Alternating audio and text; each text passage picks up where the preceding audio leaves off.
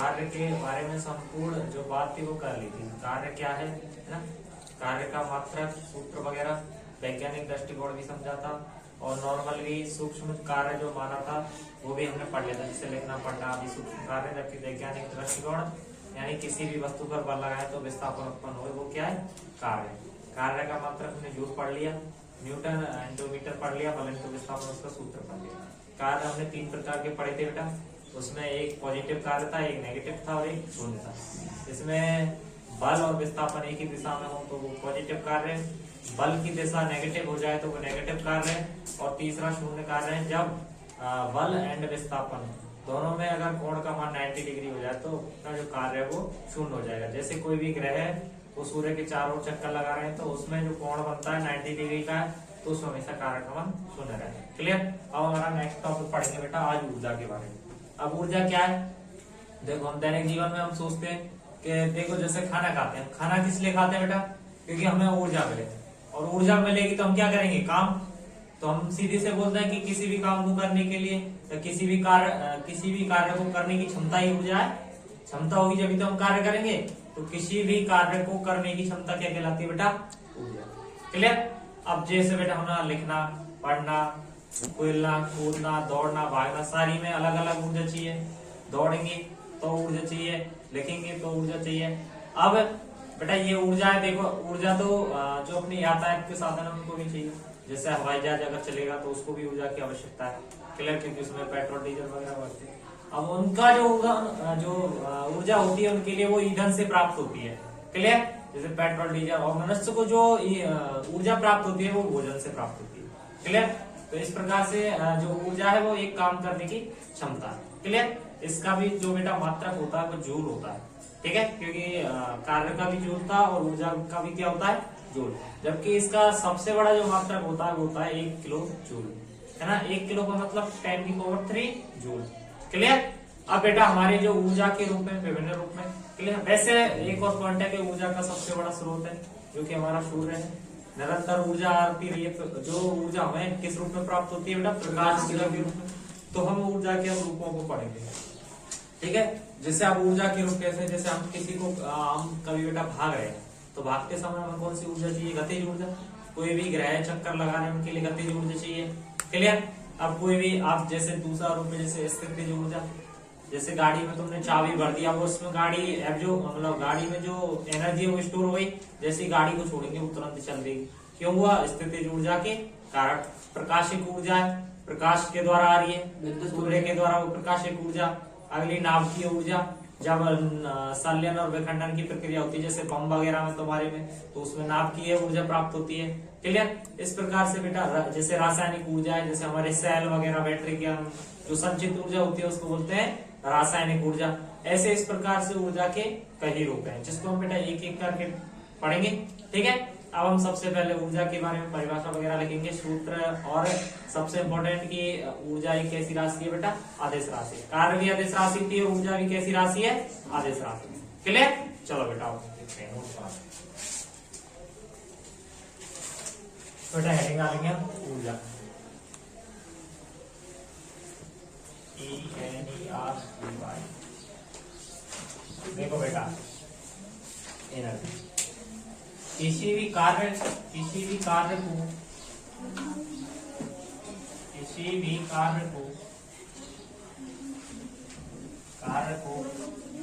करने की क्षमता, किसी भी कार्य को करने की क्षमता ऊर्जा कहलाती है। ऊर्जा कहलाती है। ठीक है। ऊर्जा एक आदेश राशि, ऊर्जा एक कैसी राशि, आदेश राशि। और बेटा एनर्जी देखो, ऊर्जा की जो स्पेलिंग होती है वो एनर्जी होती है। ई का मतलब ई, तो इसे ई से व्यक्त करेंगे। ठीक है। ऊर्जा को ई से व्यक्त करते हैं।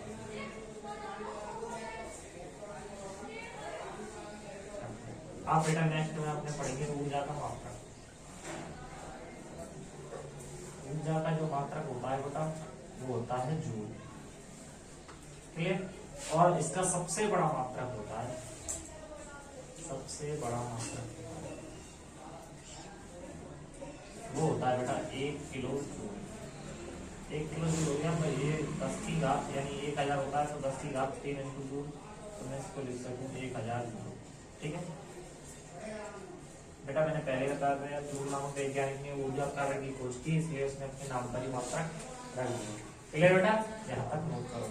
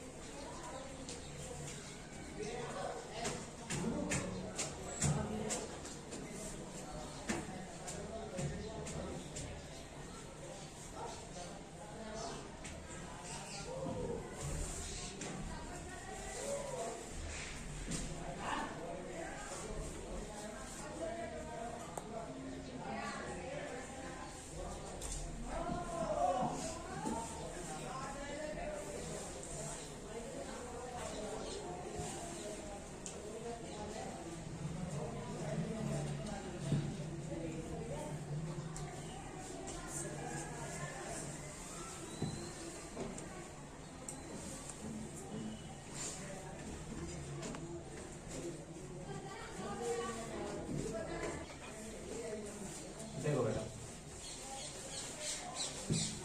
अब देखो हमारे बेटा यहाँ पे गति जो ऊर्जा है उस ऊर्जा के रूप है कई प्रकार से। ठीक है, अब हम रूपों को पढ़ेंगे। ठीक है, तो उसमें पहला जो रूप है ना बेटा वो है गतिज ऊर्जा।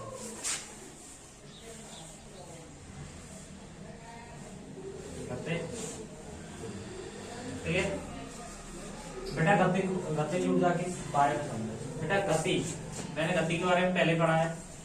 जिन वस्तुओं के विस्थापन में विस्थापन होता है, जिन वस्तुओं में वो गति होती है, तो गतिक या गतिज, बेटा गतिज है ये गतिज ऊर्जा।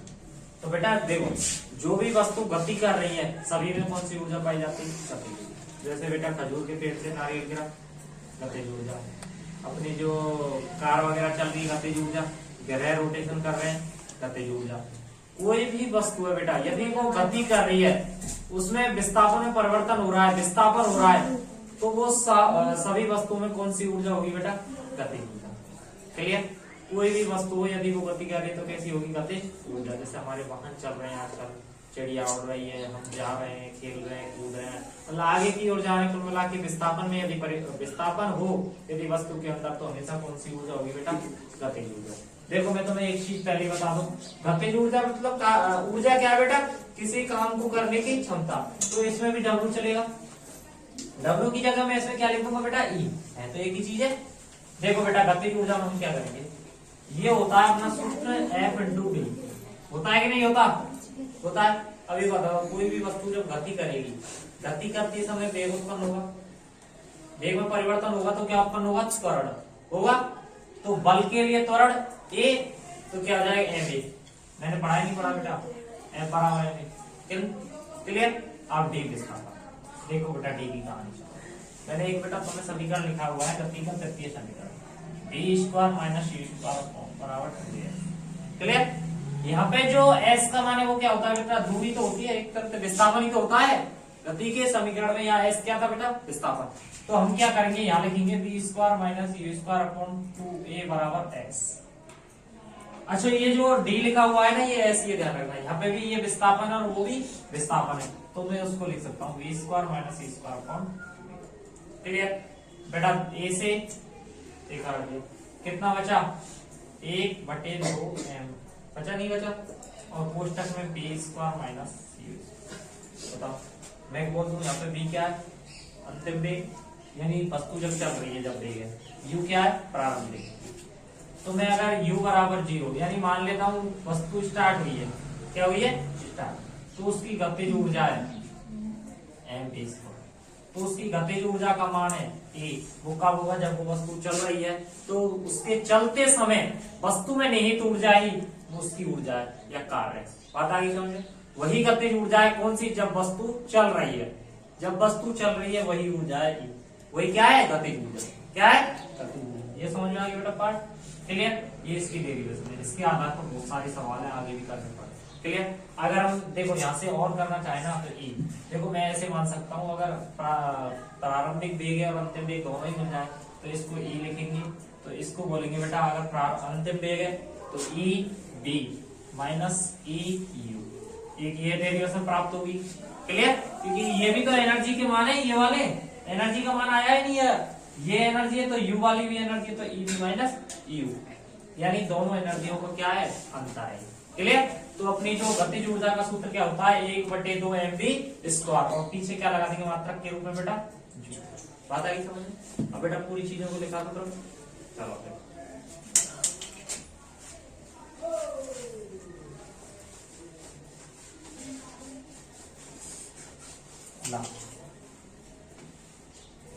चलो बेटा पहले हम हेडिंग डालेंगे बेटा यहाँ पे ऊर्जा के रूप,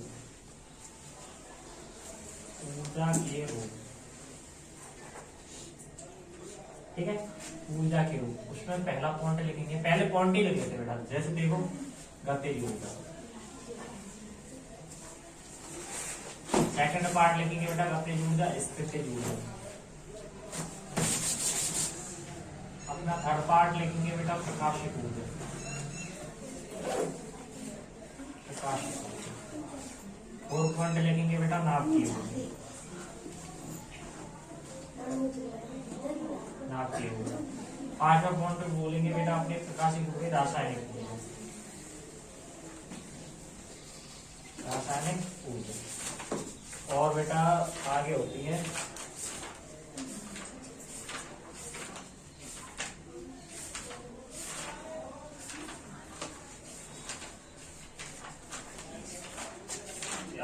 बेटा ध्वनि ऊर्जा,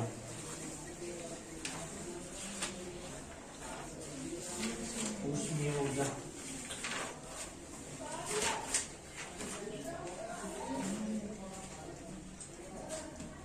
और बेटा ये होती है विद्युतीय ऊर्जा।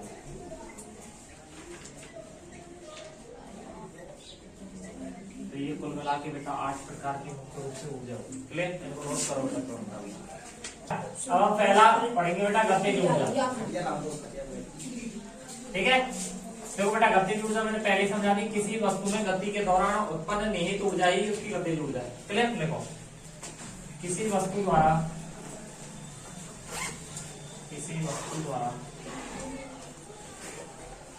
गति करते समय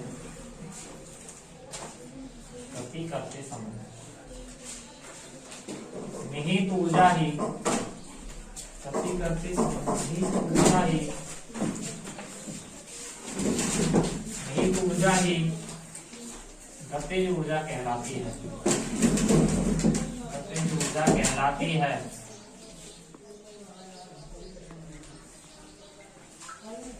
गतिज ऊर्जा कहलाती है।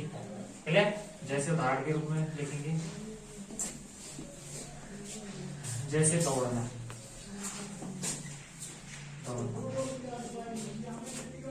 और आगे लिखेंगे कार का चलना, कार का चलना, हवाई जहाज का उड़ना,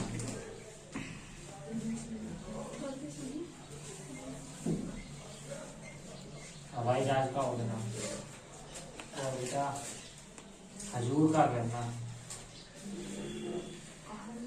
खजूर का गिरना। ठीक है बेटा,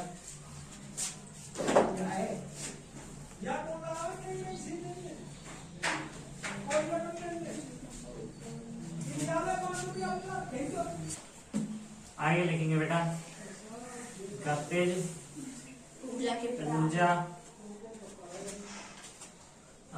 गतिज ऊर्जा होते समय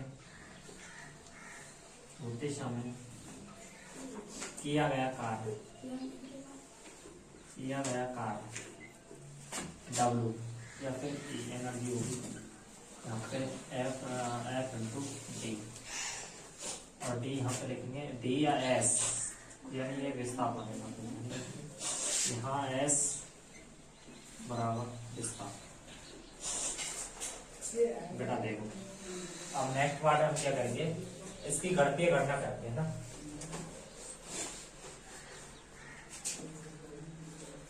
ठीक है, तो लिखेंगे हम गतिज ऊर्जा की गतिज ऊर्जा की गणितीय गणना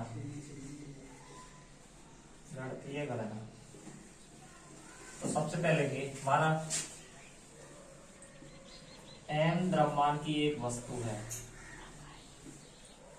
माना m द्रव्यमान की एक वस्तु है जिस पर बल F विस्थापन की दिशा में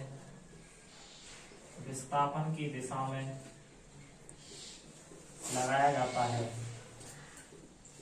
विस्थापन की दिशा में लगाया जाता है, जिससे वस्तु के वेग u व v हैं, जिससे वस्तु के वेग u या व v है, व त्वरण a है। तो बेटा इस गतिज ऊर्जा को ना इंग्लिश में हम बोलते हैं काइनेटिक ऊर्जा, ध्यान रखना है ना, के से व्यक्त करते हैं वैसे इसको, मैं यहाँ के ही लिख दूंगा ना, इसको के से। तो गतिज ऊर्जा के बराबर यहाँ तो लिखने एम, ठीक है, यहाँ पे हो गया हमारा के बराबर एम। तो गति के तृतीय समीकरण से क्या होता है बेटा, v square minus u square बराबर 2s, तो ये हो गया v square minus u square बराबर s बटे 2। ठीक है, यहाँ से हम मान रखेंगे बेटा समीकरण 1, s का मान समीकरण 1 में रखने पर,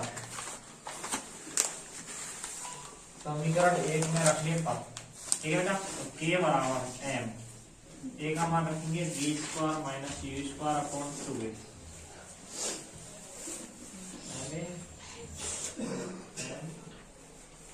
सॉरी बेटा a बराबर f होगा, f इंटू t यानी fs। ठीक है, तो f का मान हो गया बेटा अपना m, यहाँ पे हम बल का मान और बेटा बल बराबर f बराबर m, ठीक है, यहाँ पे m a, तो a से बेटा a कट जाएगा तो ये हो जाएगा k बराबर 1/2m v square minus u। ये बेटा हमारी काइनेटिक एनर्जी गतिज ऊर्जा का फॉर्मूला, क्लियर। यदि वस्तु गति करना शुरू करे तो u बराबर t, तो ये हो जाएगा k बराबर 1/2 m v। ये बेटा अपनी काइनेटिक ऊर्जा का सूत्र है, और इसका मतलब अर्थात इसमें लिखेंगे, अर्थात वस्तु की गति के दौरान निहित ऊर्जा ही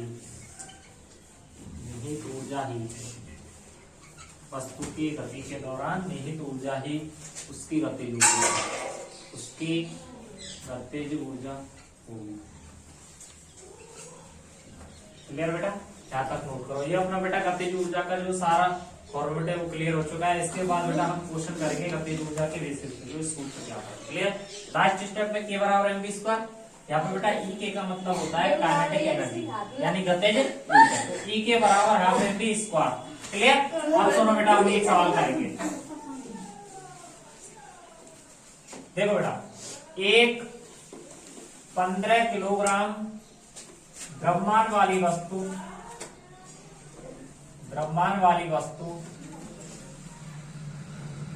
4 मीटर प्रति सेकंड स्क्वायर, 4 मीटर प्रति सेकंड के एक समान वेग से गतिशील है, तो गति तो वस्तु की गतिज ऊर्जा निकालो। देखो बेटा इस क्वेश्चन को समझो कैसे करेंगे बेटा। देखो 15 किलोग्राम की एक द्रव्यमान की वस्तु है, तो मैंने सबसे पहले लिख लिया बेटा वस्तु का द्रव्यमान।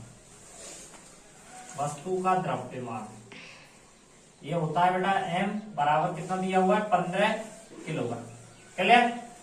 वाली वस्तु 4 मीटर प्रति सेकंड के एक समान वेग से चल रही है, यानी इसका जो वेग दे दिया वस्तु का वेग v वो कितना दे दिया बेटा 4 मीटर प्रति सेकंड। वस्तु की गतिज ऊर्जा तो हम जानते हैं बेटा, गतिज ऊर्जा के लिए इसका फॉर्मूला जो होता है वो होता है E बराबर हाफ mv।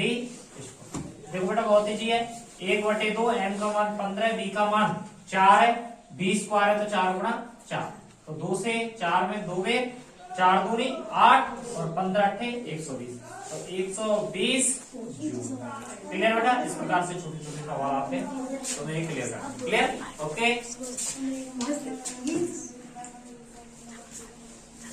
अभी कौन से बच्चों यदि हमारी वीडियो अच्छी लगी तो हमारे चैनल को सब्सक्राइब करें, लाइक करें, कमेंट करें, शेयर करें।